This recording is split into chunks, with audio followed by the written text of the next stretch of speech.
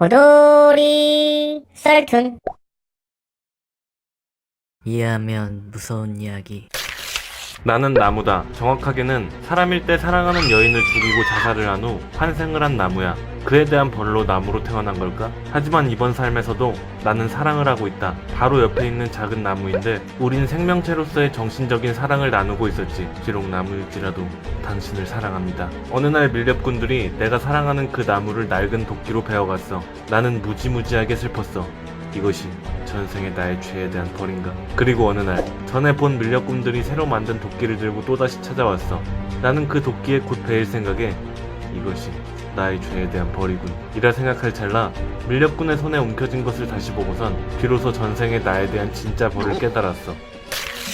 내가 사랑하던 여자친구가 세상을 떠나버렸다. 다들 나를 위로하면서 너무 슬퍼 말라고 했지만 그녀를 매우 좋아하던 나는 너무나 슬펐다. 하루는 밤하늘을 보면서 그녀를 살려달라고 소원을 빌고 있었는데 너의 소원을 들어주마 라는 목소리가 들렸다. 다음날 그녀의 묘를 찾아가 보니 묘에 금이 조금 나 있었다. 동물들이 묘를 훼손한 건가? 젠장.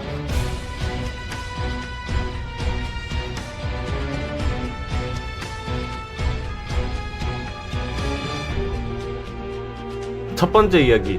밀렵꾼들이 나를 베어갈 때 새로 만든 도끼를 들고 왔다고 했다. 나는 그것을 보고 진짜 벌을 깨달았다고 한다. 그 새로 만든 도끼는 내가 사랑했던 나무로 제작된 것이다. 전생에 사랑하는 연인을 죽인 벌로 현생에 사랑하는 연인이 나를 죽이게 되었다. 두 번째 이야기. 나의 여자친구는 내가 소원을 비는 날 바로 살아났지만 살아남과 동시에 땅속에서 질식사하였다. 묘에 나 있는 금은 발버둥치다가 난 것이다. 이해하면 무서운 이야기. 어느 순간부터 나에게만 보이는 것이 생겼다. 그건 바로 달토끼다. 어릴 적 설화 같은 건 줄만 알았는데 밤마다 저 멀리 상세하게 토끼의 형태가 보인다. 처음에는 신기하기만 했는데 보다 보니까 좀 더 가까이서 보고 싶었다. 한 번만이라도 주변에 잠깐 가보고 싶다. 그때 어디선가 목소리가 들렸다. 가보고 싶나? 나는 당황했지만 생각을 해보았다. 설마 제가 달에 갔다가 산소가 없어 죽는 결말은 아니겠죠? 그러자 걱정 말게. 그런 일은 없을 게야. 귀여운 토끼가 자네 손에 들려있을 걸세 라는 답이 왔다. 나는 알겠다 하며 요청을 승낙했다. 그 순간 내 몸은 잠깐 달에 가 있었다. 숨은 쉬어지는구나. 그와 동시에 내 생각이 잘못됐다는 걸 깨달았다. 나는 늑대다. 예전부터 봐오던 양떼가 있는 우리에 오늘 침투할 것이다. 미리 납치한 양의 모피를 입고 들어갔다. 다행히 모피의 냄새 때문인지 다른 양들은 나를 경계하지 않았다. 이대로 밤만 되면... 나는 행복한 상상에 젖어 있었다. 그때 어느 트럭이 와서 양을 실기 시작했다. 이 수많은 양을 어디로 옮기는 거지? 다른 양 우리? 그때 트럭 운전사가 말했다. 아유, 양이 참 많네. 맛있는 게 있는 곳으로 얼른 가자 얘들아. 나는 좀 더 양이 많은 곳에 갈 수 있을 것 같아 싱글벙글해졌다.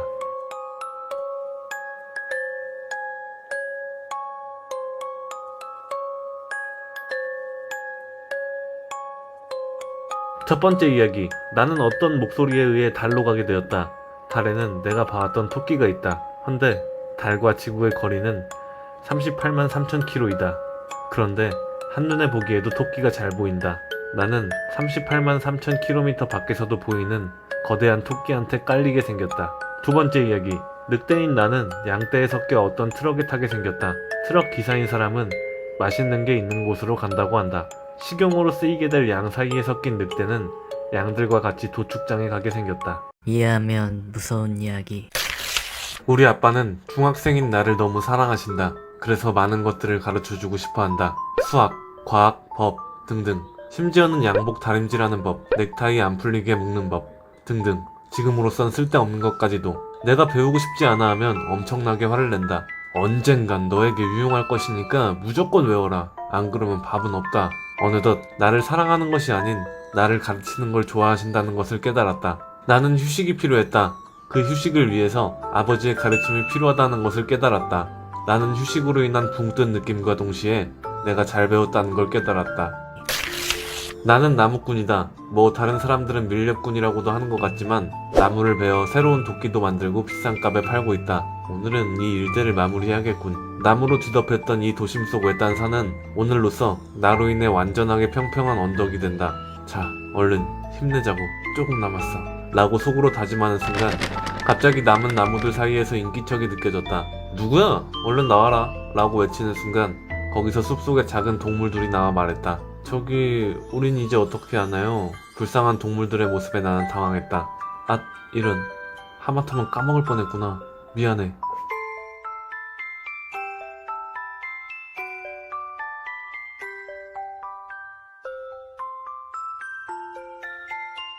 첫 번째 이야기. 나는 아빠의 무조건적인 가르침에 지쳐 휴식을 취하려 한다. 하지만 내 휴식은 붕 뜬 느낌을 주고 아버지의 가르침이 필요하다. 아빠의 독단적인 행동에서 빠져나가기 위해 넥타이를 안 풀리게 매는 법을 이용해 나는 자살하였다. 무기 졸림과 동시에 줄을 풀어보려 했지만 풀리지 않아 내가 잘 배웠다는 걸 깨달았다. 두 번째 이야기. 있을 곳이 없어진 작은 동물들은 나무꾼에 의해 맛있는 요리가 될 예정이다. 이해하면 무서운 이야기. 나는 심심해서 컴퓨터를 뒤적거리다가 실시간 로드뷰 기능을 발견했다. 어? 신기하다. 우리 집을 비춰볼까? 우리 집 인근을 비추니 마을 사람들, 놀이터의 아이들 등등 주민들이 보였다. 그때 낯선 남자가 우리 집을 쳐다보고 있었다. 뭐지? 하고 나는 밥을 먹고 왔는데 소름이 끼쳤다. 아직도 그 낯선 남자는 같은 자세로 서 있었다. 나는 겨우 용기를 내어 밖으로 나가 남자한테 물어봤다. 저기 혹시 왜 계속 저희 집을 보고 계시는 거예요? 그러자 남자가 말했다. 아, 집을 보려던 건 아니고요. 앞으로는 제대로 볼게요. 이런 알 수 없는 말을 하고 어디론가 가버렸다. 무슨 정신병자인가? 나는 피곤해서 잠을 청했다. 다음날 다시 로드뷰를 켜본 나는 그 남자가 같은 자리에서 우리 집이 아닌 다른 곳을 쳐다보는 것을 확인하고선 기절할 수밖에 없었다. 어느 토끼 커플 한 쌍이 커다란 구멍 속에 빠졌다. 수토끼가 말했다. 이런, 점프로 뛰어넘을 수 없어. 암토끼가 말했다. 그래도 이 주변엔 풀이 많이 나 있네요. 수토끼가 말했다. 그럼 뭐해? 나갈 수가 없는걸. 암토끼가 말했다. 아니에요, 나갈 수 있어요. 수토끼가 말했다. 무슨 수로? 여길? 암토끼가 말했다. 사랑의 힘으로요.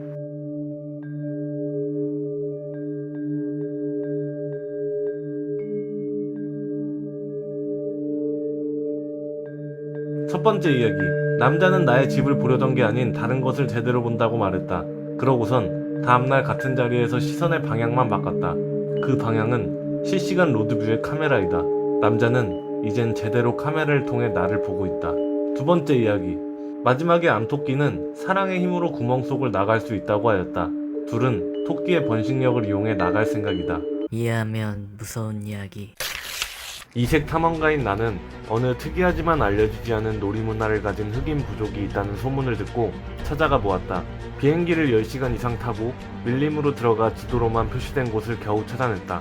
마을로 들어서자 뛰어노는 아이들과 여러 부족민들이 보였는데 나를 발견하자마자 부족장으로 보이는 사람이 한 걸음에 뛰쳐나와 반겨줬다.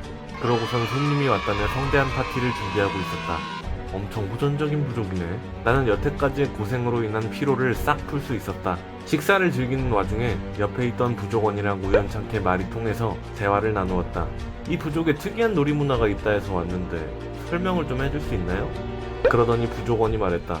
아, 저희는 노란 공을 가지고 발로 상대 골대에 공을 넣는 문화가 있습니다. 역할은 4가지고요. 나는 그걸 듣고 뭐야? 축구 아니야? 라 생각하며 실망했다. 역할은 공격수, 수비수, 골키퍼, 외부인을 위해 저희가 만든 역할이 하나가 더 있습니다. 난 이 말을 듣고 바로 솔깃했다. 어? 그게 뭐죠? 일단 그럼 한번 해봅시다. 아, 뭐 벌써 원하신다면 아마 제가 봤을 땐 잘 해내실 것 같습니다.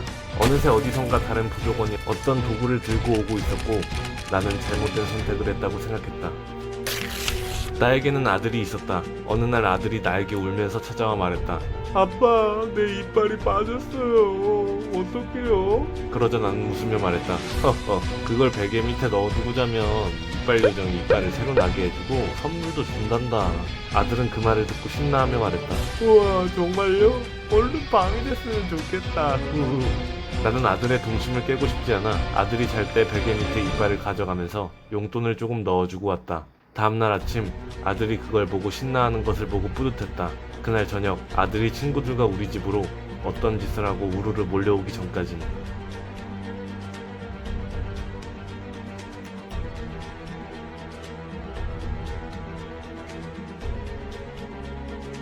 첫 번째 이야기. 노란 공을 가지고 놀이문화를 즐기는 흑인 부족이 있다.